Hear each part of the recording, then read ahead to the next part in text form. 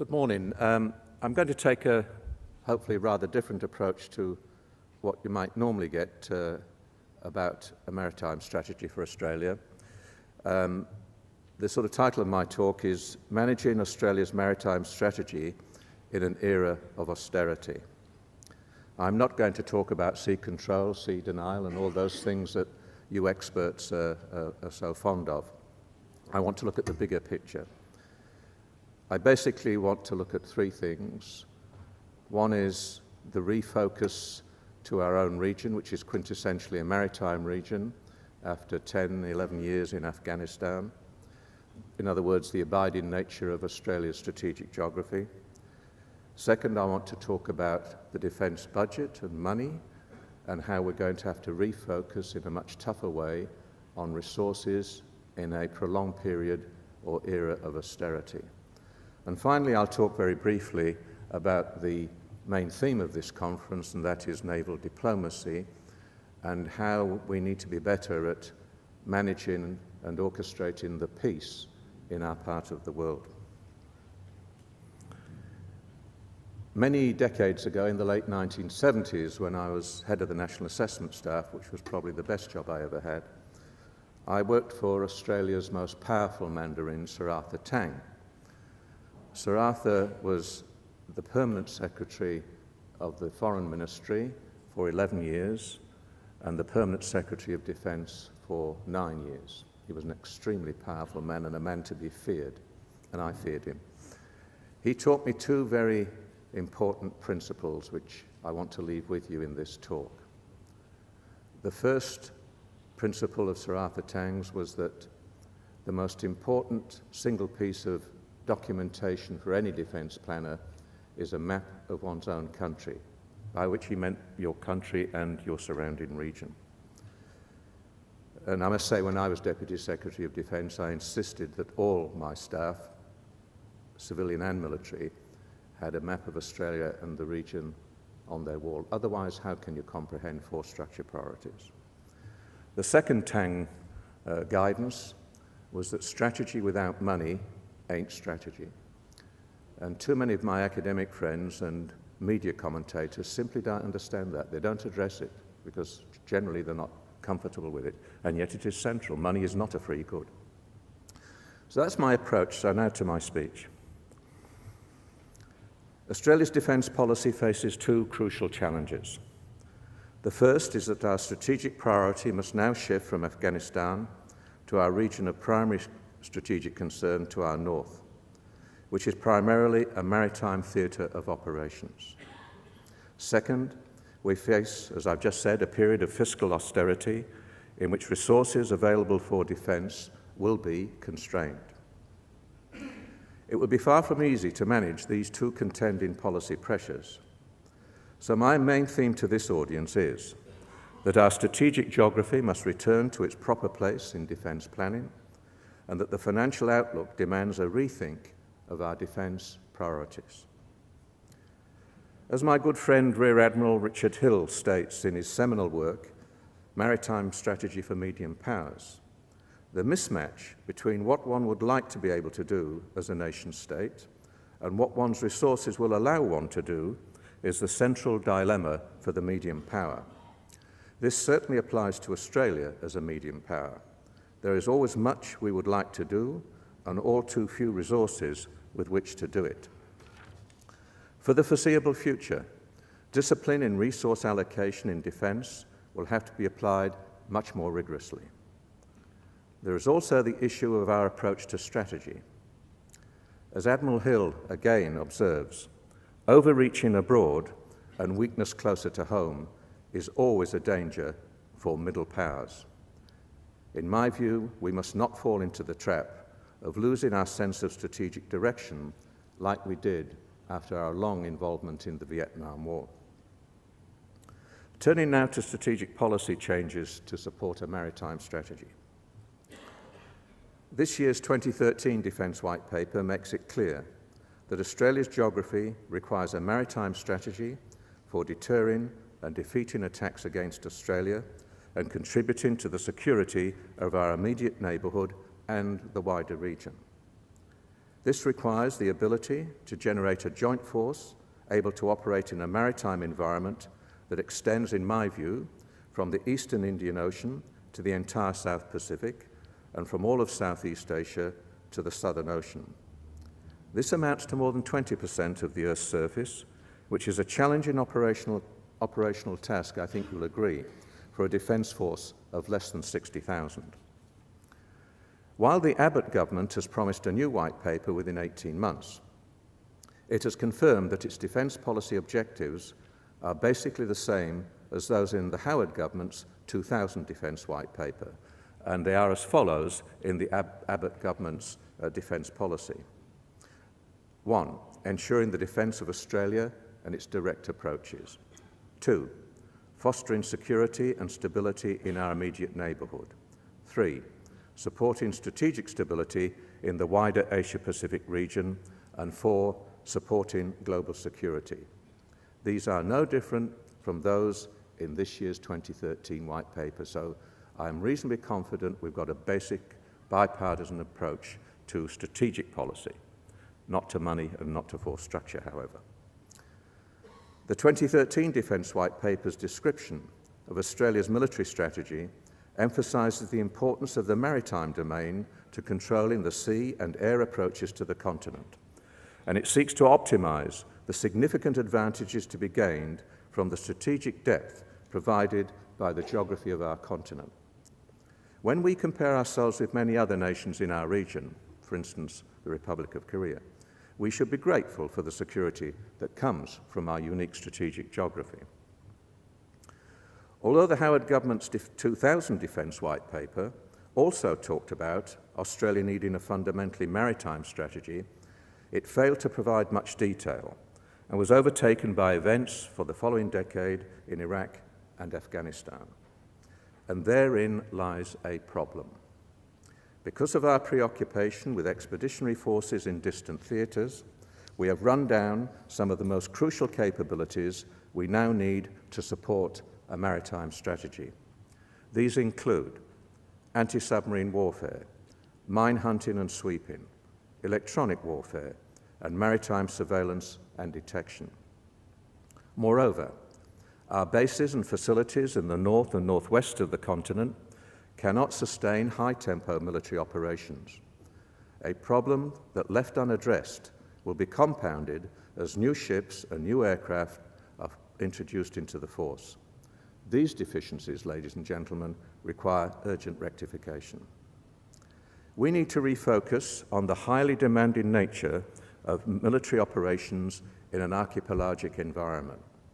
This means refamiliarizing the ADF with what is involved in operating in the seas of Southeast Asia and the South Pacific and the Eastern Indian Ocean. For the Navy, operating on and under the sea in the relatively confined waterways to Australia's north in particular will mean that avoiding detection and acquiring targeting data will be demanding as forces in the region modernise their capabilities.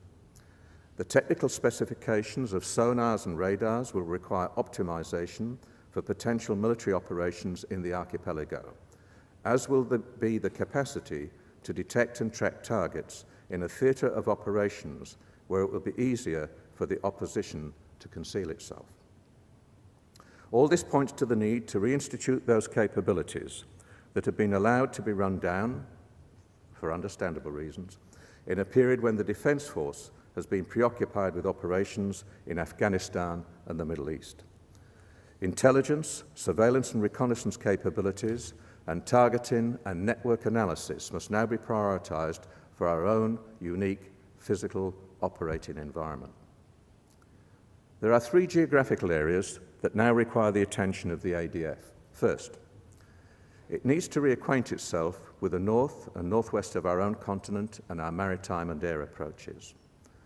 The Force Posture Review last year, conducted by two former Secretaries for Defence, Alan Hawke and Rick Smith, found that some of our northern bases, as I've said, have inadequate logistics support and infrastructure and lack protection. The Abbott government has said it will consider the need for a greater presence of our military forces in Northern Australia, especially in resource-rich areas with little or no current military presence. ADF, take note of that, please. If we are to protect our extensive maritime territory and strategically significant offshore territories and economic resources, more attention will need to be given to the adequacy of our air, naval, and land bases, as well as access to commercial infrastructure in the north. In addition, we now need to pay more attention to the Indian Ocean, and particularly the eastern part of it, which will increasingly feature in Australia's defence planning and maritime strategy. The second area of strategic focus is our immediate neighbourhood, where we have important interests and responsibilities. The security and stability of our immediate neighbourhood, which we share with Papua New Guinea, Timor-Leste, and the small island states of the South Pacific, are interests where Australia has a central strategic role. We are the predominant power. It is a part of the world where we must be able to intervene, if required. The drawing down of our troop presence in Timor-Leste and the Solomon Islands after more than 10 years does not spell an end to the requirements in the South Pacific for humanitarian and disaster relief, capacity building and governance, potential peacekeeping operations, and military intervention. It is not too difficult to contemplate some demanding contingencies for the ADF in this part of the world. There is an important role here for Australia's new amphibious capabilities, based on the two 27,000-tonne LHDs. These will present a serious challenge to both the Army and Navy. They will be the largest ships ever operated by the ADF, as you all know, and will represent what the White Paper terms, quote, a step change, unquote, in the way Australia deploys its land forces and their supporting systems in amphibious operations. The White Paper notes that the initial focus will be on security, stabilisation, humanitarian assistance, and disaster relief tasks for these vessels. Of course, the LHDs will be able to operate much further afield, but if they are to undertake high-intensity operations, it will take a great deal of the ADF's key military assets, including those not only of the Navy but also of the RAAF, to protect them. The demands of such operations would risk the ADF becoming a one-shot defence force, something we must avoid, especially if the potential operational gain is not worth the strategic risk. The third area of strategic focus, as I've said, is Southeast Asia. And this is new in this White Paper, and I have every confidence that the Abbott government will also pursue it. And as you've seen, the Prime Minister's first overseas visit, twice already, has been to Indonesia. Southeast Asia, in my definition, includes its seas and straits and the South China Sea. I consider the security of Southeast Asia to be an enduring Australian strategic interest because of its proximity to our northern approaches and crucial shipping lanes. Southeast Asia is the fulcrum point between the Indian Ocean and the Pacific, in what some observers are inclined to see as a single strategic entity called the Indo-Pacific. I disagree with that all-embracing geopolitical definition in terms of what is a feasible strategic focus for Australia. It is the Eastern Indian Ocean and the seas of Southeast Asia that should be our priority strategic concern and force structure priority. The priority we give to Southeast Asia should include being able to help Southeast Asian partners to meet external challenges, particularly given the uncertainty surrounding the strategic transformation of our wider region. This means Australia should be prepared to make substantial military contributions if necessary. In this context, we need to give much more thought to the sort of ADF joint force that might be appropriate for credible Southeast Asian contingencies, as well as to how the ADF might operate in closer partnership with Southeast Asian countries as they become more capable over time. We will also have a modest capability to contribute to high-intensity conventional conflict in Northeast Asia. That is not, however, a part of the world where we can make a real military difference.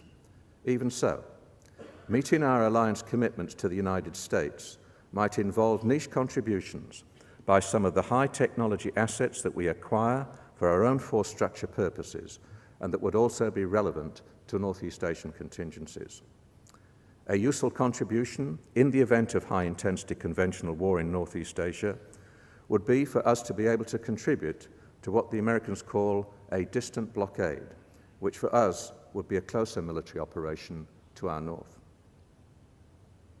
The White Paper observes that our national prosperity is underpinned by our ability to trade through Indo-Pacific maritime routes, and that the ADF needs to be prepared to play a role in keeping these sea lanes secure.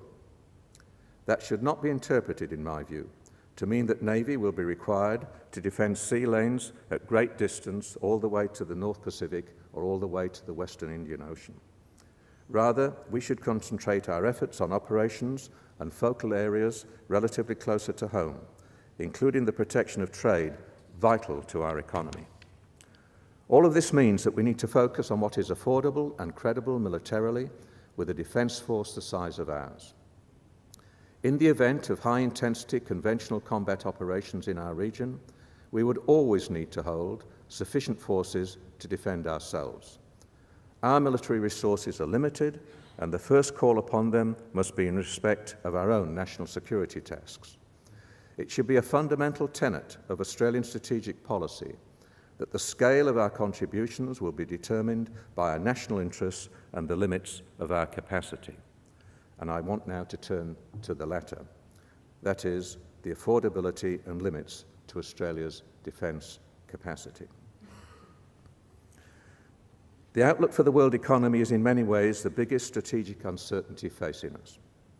Until recently, Australia has not been affected significantly by the economic damage done to the United States and much of Europe, where many nations are facing at least a decade of poor economic growth. And although the world's economic weight is shifting from the west to the east, China too faces challenging economic and social problems. China is not yet a superpower in the real sense of that word, but its build-up of naval capabilities is raising concerns in the region.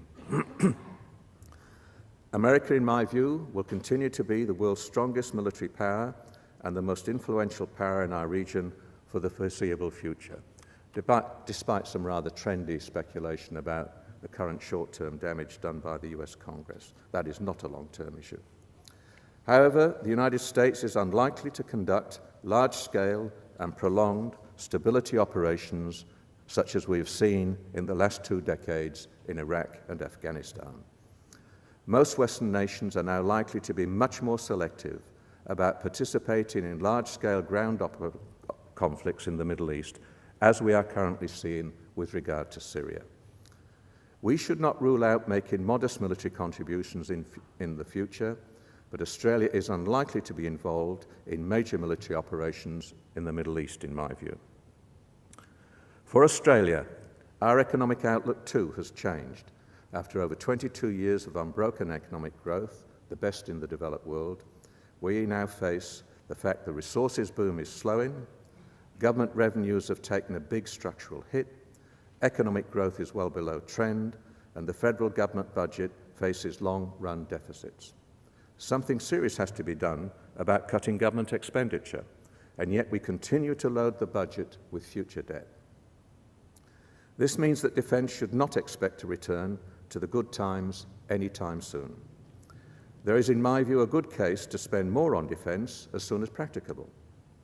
However, as Peter Jennings noticed on Monday, there is nothing magic about a particular percentage of GDP. What matters more is the relationship between our strategic outlook, realistic assessments of risk, and prudent hedging against the need to use military force. The fact is that our region has been at peace now for almost 40 years, since the end of the Vietnam War. And in my view, there is a low likelihood of war between the major powers, and this is an important judgment. The reasons for this are twofold. The fear of the use of nuclear weapons will remain a huge deterrent, and second, the world is so interconnected economically that there would be no winners in a major power war in this part of the world. Even so, miscalculation and misjudgment short of major war are a risk, as they have been throughout history. And in our part of the world, there are plenty of territorial and ideological tensions and jockeying for influence by the rising powers. It is therefore prudent for Australia to develop a capable, high-technology force with which to defend itself and its vital interests. However, the costs of projecting and sustaining military power is increasing, and the range of our interests is expanding just as defence budgets are effectively declining. The ADF will have to deal simultaneously with increased sustainment costs for ageing equipment and a highly ambitious new acquisition program looking forward to 2030 of in the order of $270 billion. This means we need to set priorities among competing military requirements much more rigorously than we have in the past. We cannot aspire to do everything. In my view, we are in for a significant period of fiscal constraint until the government turns around the Commonwealth budget fiscal deficit. Under these circumstances, it will not be easy for any government to find large increases for defence spending. I note the Abbott government's commitment to return the defence budget to 2% of GDP within a decade. According to ASPI's Mark Thompson, this will involve 5.3% annual growth sustained over each of the next 10 years. The historical record shows, ladies and gentlemen, that no Australian government has been able to sustain those sorts of compound growth rates in defence funding for more than a few years, except in the First World War, the Second World War, and Vietnam. After the Soviet Union invaded Afghanistan, Malcolm Fraser in the early 1980s tried to sustain that sort of growth, but it only occurred over 5 years. And that was seen, in his words, as an international crisis that could have involved, his words not mine, the Third World War. We do not face those situations. Instead, we will need to take a harsh look at the entire structure and functions of the defence organisation and how it spends money. Too often, defence decisions have been dominated by the domestic politics of defence policy, parochial bureaucratic interests, both military and civilian, and sheer inertia in the cumbersome machinery we have created on Russell Hill.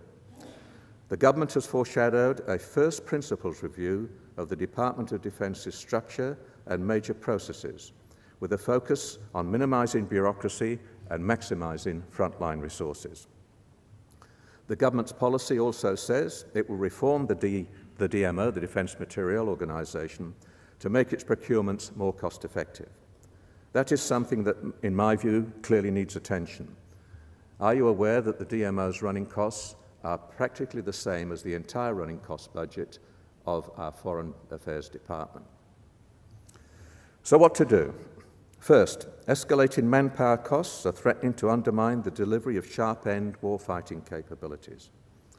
Traditionally, our defence budget has been allocated 1/3 each to personnel costs, operations and investment. Today, however, the personnel share of the defence budget has risen to 42% and the investment share has fallen dramatically to 22%. Given the capital acquisition programme ahead of us, the investment share must be restored, in my view, to 33%, and even that might not be enough for the modernisation programme currently envisaged to be sustained for the next 1 or 2 decades. That means finding an additional $2.9 billion a year if we go back up to 32% for the capital investment vote, which should be one of the first priorities, in my opinion, of the Abbott government for the defence portfolio. If these additional funds of $2.9 billion a year cannot be found from the federal budget, then there should be a review of ways in which defence personnel costs and the costs of operating the huge defence enterprise can be reduced. The fact is, there has been a tremendous blowout in defence personnel numbers and ranks. According to ASPI, the civilian workforce has grown by 30% over the last 13 years, and the military workforce by only 16%. Over the same period, the number of senior civilian executives, senior executive service, has increased by 63%, and military star rank officers by 58%. When I was Deputy Secretary, nearly 20 years ago now, we had 3 Deputy Secretaries. There's now 17 people being paid as Deputy Secretary, and 20 years ago we had 72,000 in the ADF, and now we've got 59,000. You can see, I mean, what we have gone and created. The numbers of civilian and military officers of colonel and lieutenant colonel rank or equivalent has grown by 104% in the public service and 44% in the ADF. Moreover, the percentage of officers in the ADF has grown from 17% in 1989 to 24% in 2010. This means there are now around only 3 other ranks for every officer, compared with 5 in 1989. So what to do about all this? In my view, consideration should be given by the new Australian government to radically cut in the defence civilian bureaucracy of 21,000. Even if that number were cut in half, however, by 10,000, it would only result in savings of about $1.1 billion a year and still leave a shortfall in my $2.9 billion a year, a shortfall of $1.8 billion, non-trivial sums of money. This would imply that cuts to the Defence Force, whose costs per capita are 30% more than those of civilians, might also have to be considered. Public service costs account for less than 20% of the overall defence personnel budget. So, if a shift is to be made to allow for force modernisation, then I'm afraid that ADF personnel costs and efficiencies will also need, in my view, probably have to make a contribution. If, however, governments are not willing to contemplate either cutting defence personnel or providing additional funds for the defence budget, it will be necessary to zero-base the defence capability plan and see what is practically affordable.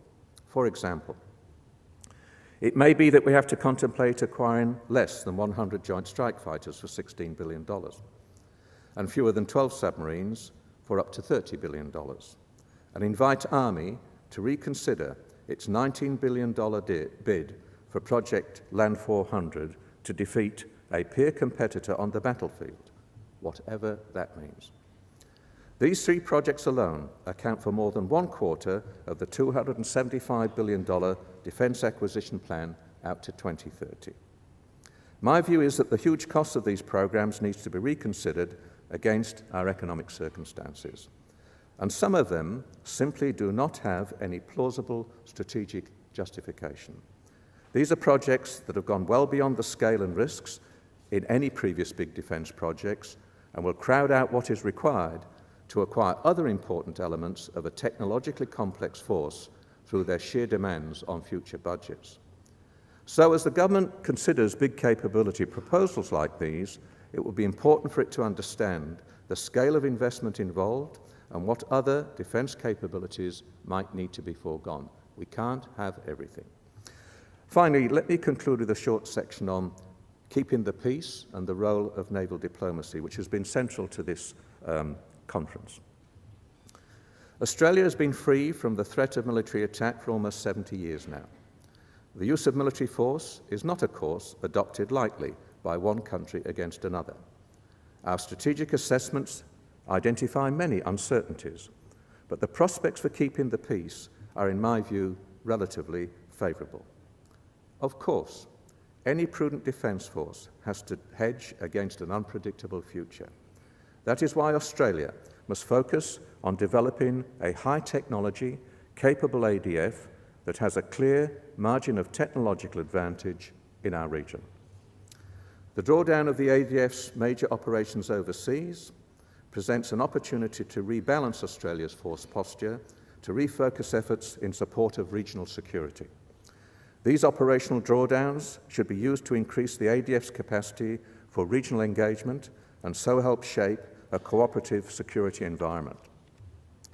As a not insubstantial local power, Australia is able to influence regional developments that support the present, basically peaceful, strategic environment to our advantage. We should not allow pessimism to become a self-fulfilling wish. However, we need to be alert to lesser situations developing in a manner adverse to the interests of a medium power like Australia. Therefore, we maintain credible high-end military capabilities to act decisively when required, deter potential adversaries, and strengthen our regional influence. Defence already makes a substantial contribution to Australia's regional engagement in support of a favourable security environment. Our force posture and preparedness decisions play an important role in positioning the ADF to enhance engagement and contribute to security and stability in the Indo-Pacific, with priority given to Southeast Asia as befits Australia's strategic environment. We have patiently built, over many decades, an enduring network of defence contacts and relationships throughout Southeast Asia. Our defence cooperation programs, military exercises, consultations, and defence force visits are a crucial part of our defence diplomacy.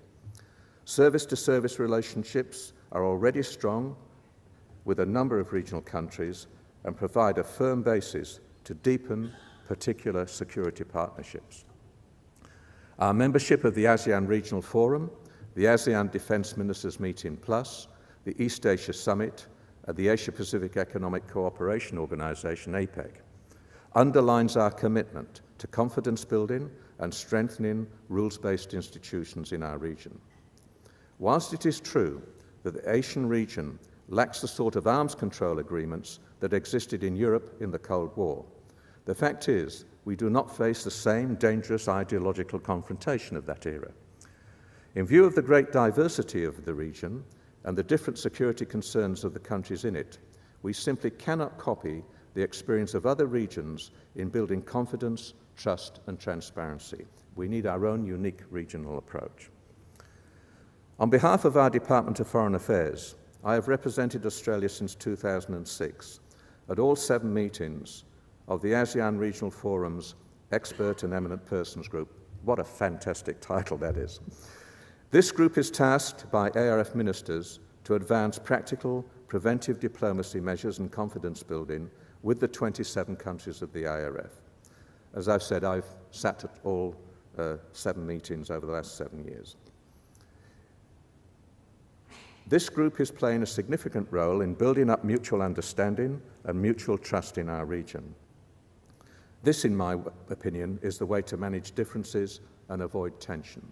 And right now, ARF ministers have tasked us to come up with a set of priorities for ministerial endorsement by the 27 countries of priorities for building preventive diplomacy.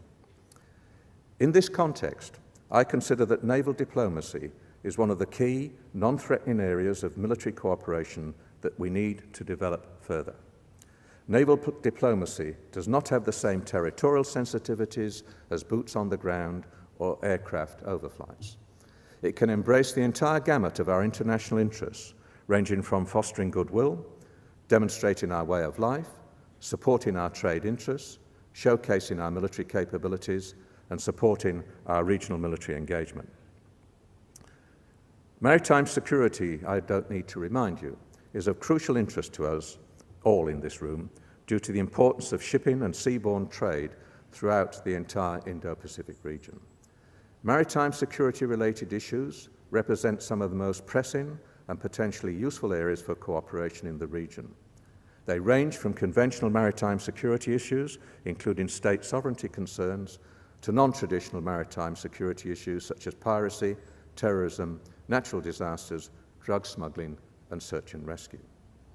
However, as the ASEAN Regional Forum's 2011 work plan on maritime security observes, and I quote, "Cooperation in some areas still falls short of that which is necessary," unquote. I note in this regard that of late there has been a significant increase in the potential for military confrontation over disputed maritime territories in Northeast Asia and the South China Sea. It is important that antagonistic naval confrontations do not occur and slide into the use of military force, either by accident or design. The declaration from the August 2013, that's this year's ADMM Plus ministerial meeting, pointedly observes the need to, and again I quote, "establish practical measures that reduce vulnerability to miscalculations and avoid misunderstandings and undesirable incidents at sea," end of quote. I have been pressing for some time now in the ARF group that I represent Australia on on the need for a multilateral avoidance of naval incidents at sea agreement. What we are talking about here is agreeing to operate in accordance with international law, including the UN Convention on the Law of the Sea, the commonly accepted rules of the nautical road, agreed communications procedures when ships encounter each other, and adopting procedures which reduce the risk of miscalculation and undesirable incidents at sea.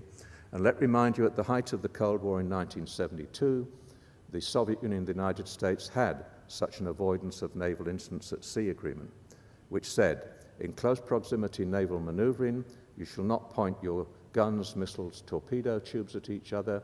You shall not shine high-intensity lasers on the bridges of other warships, and you shall not interfere with the line of steaming of a warship taking off or landing aircraft. What is wrong with that? And why can't we get agreement? And by the way, Japan has such an agreement with Russia from 1993 using exactly almost the same words. And I've talked to the Japanese Defense Ministry the week before last in this town, and they confirm there have been no major incidents and it works well. My final paragraph. The aim of such a multilateral avoidance of naval incidents at sea agreement would be to avoid unintended collisions or conflict through the exercise of self-restraint, which will be guided by an agreed regional maritime security regime. If, however, we cannot move towards such an understanding in the near future, then I fear a crisis or conflict on the high seas may well be inevitable. Thank you.